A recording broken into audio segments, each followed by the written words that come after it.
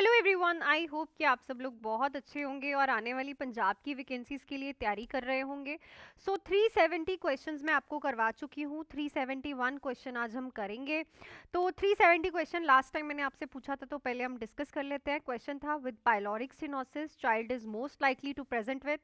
तो जो pyloric stenosis होता है उसमें बच्चा किसके साथ प्रेजेंट होता है? So it's a projectile non bilious vomiting, क्योंकि जो स्टमक का बेटू पाइलोरस पार्ट है यहाँ से नैरो हो रखा है, खाना आगे जाएगा ही नहीं, तो बाइल कहाँ से आएगा? वॉमिटिंग में, है ना।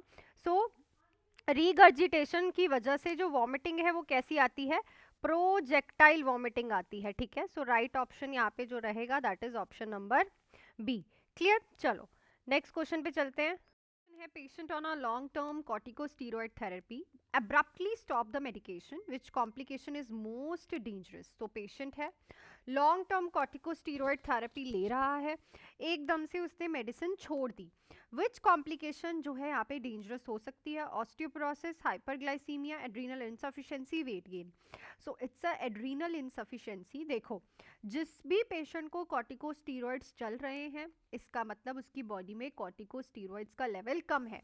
अगर वो उसे एब्रप्टली स्टॉप करता है देन इसमें क्या होता है? ऑब्वियसली पेशेंट को प्रॉब्लम होगी, उसे एडिसन क्राइसिस हो सकते हैं, एड्रीनल क्राइसिस हो सकते हैं, एड्रीनल इनसफिशिएंसी हो सकती है। सो यहाँ पे क्या लिखेंगे हम? एड्रीनल इनसफिशिएंसी, जिससे पेशेंट को एडिसन्स डिसीज होने का खतरा है। नेक्स्ट है, अब trauma patient has paradoxical chest movement during breathing, this indicate. तो ट्रॉमा वाला पेशेंट पैराडॉक्सिकल चेस्ट मूवमेंट मतलब ऑपोजिट चेस्ट मूवमेंट होती है।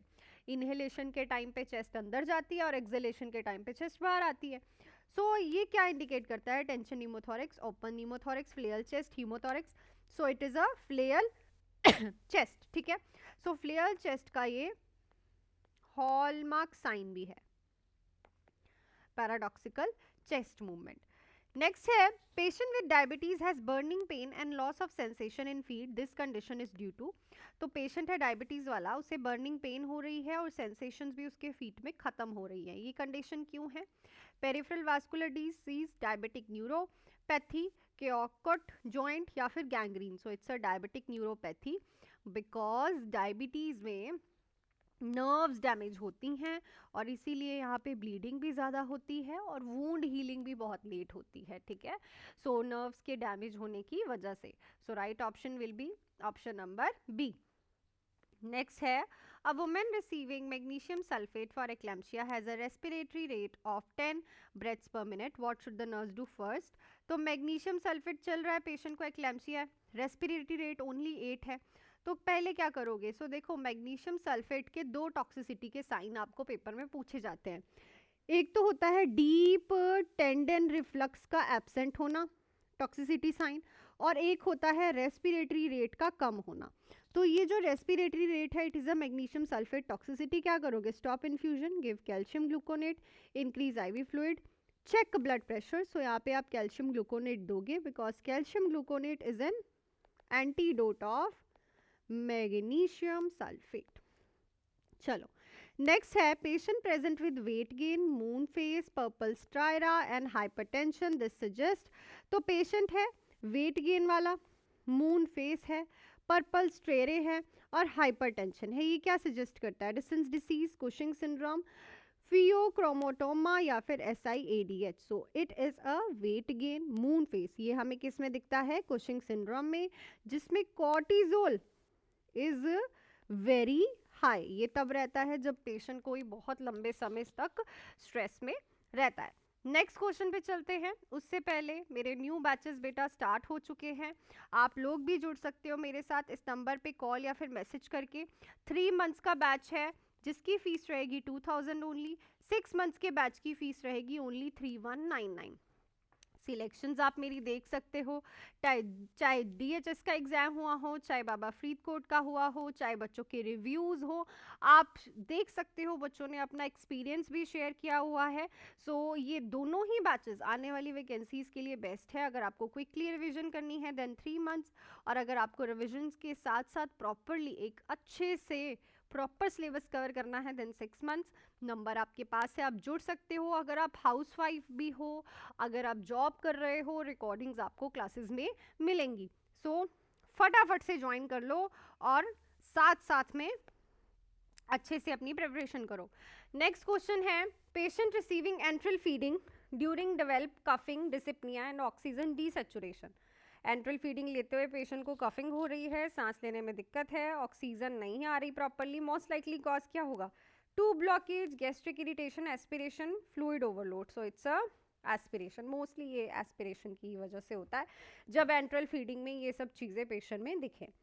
नेक्स्ट है, patient with head injury has clear fluid leaking from the nose, the test confirm CSF leakage. तो head injury वाले patient के nose से क्लियर फ्लूइड आ रहा है, इसमें से कौन सा टेस्ट कंफर्म करेगा कि CSF की लीकेज हो रही है? Litmus paper test. So litmus paper से आप pH चेक करते हो, glucose testing of fluid, culture and sensitivity, protein electrophoresis. So यहाँ पे आप ग्लूकोज टेस्टिंग करोगे क्योंकि CSF में ग्लूकोज होता है, और अगर म्यूकस में नहीं होता, नॉर्मल जो आपके नोज से म्यूकस आता है उसमें ग्लूकोज नहीं होता, CSF में होता है। नेक्स्ट है, patient on furosemide therapy develop muscle cramps and irregular pulse, which electrolyte imbalance is suspected. तो फ्रूसामाइड लूप डायूरेटिक चल रही है, पेशेंट को मसल क्रैम्प और इरेगुलर पल्स है, कौन सा इलेक्ट्रोलाइट इम्बैलेंस सस्पेक्टेड है? Hypernatremia, hypercalcemia, hypokalemia, hypermagnesemia. So it's a hypokalemia, क्योंकि पोटाशियम, सोडियम एंड वाटर के साथ साथ किसको बाहर निकाल देता है? पोटाशियम को भी बॉडी से एक्सक्रीट आउट करा देता है। नेक्स्ट है, newborn fails to pass meconium within 48 hours and have abdominal distension. Newborn 48 hours हो गए हैं, भाई मेकोनियम पास नहीं किया है, एब्डोमेन भी डिस्टेंडेड है, ये क्या चीज़ है? Pyloric stenosis, Hirschsprung's disease, intussusception, NEC। So it's a Hirschsprung's disease, जिसमें ए गैंग्लियनिक सेल्स होते हैं भाई, ठीक है, मेगा कॉलन हो जाता है। So right option will be option number B. Next है, a patient with MI develops sudden hypotension, GVD and jugular vein distension and muffled heart sound. What complication is suspected? MI patient की hypotension है, jugular vein distension है, muffled heart sound है, क्या complication होगी? So आपके पास ये 4 options हैं। So फटाफट से comment section में लिख के बताओ कि right option यहाँ पे आपका क्या रहने वाला है। तो आई थिंक आज भी सारे क्वेश्चंस आपको बहुत अच्छे से क्लियर हो गए होंगे। सो नेक्स्ट क्वेश्चन हम करेंगे कल। टिल देन आप जुड़ सकते हो, फटाफट से मेरे साथ आके अपनी स्टडीज़ कर सकते हो। आपको A to Z में हर एक चीज़ बहुत ही इजी वे में करवाने वाली हूँ और with proper concept. So medical surgical हमने स्टार्ट किया है, प्रॉपरली एनाटमी कर रहे हैं, डिसीज कंडीशंस कर रहे हैं, हम वन बाय वन सब्जेक्ट करेंगे सो दैट खिचड़ी ना बने इकट्ठे सब्जेक्ट करके। Okay, so 3 months and 6 months का बैच है। 3 मंथ्स के बैच की फीस है 2000, 6 मंथ्स के बैच की फीस है 3199। इस नंबर पे आप कॉल मैसेज करके अपने डाउट्स क्लियर करके आज ही जुड़ सकते हो और इन्हीं सिलेक्शंस की तरह आप भी रैंक ले सकते हो। सो मिलती हूँ नेक्स्ट क्लास में। Till then do hard work, make your parents proud and all the best.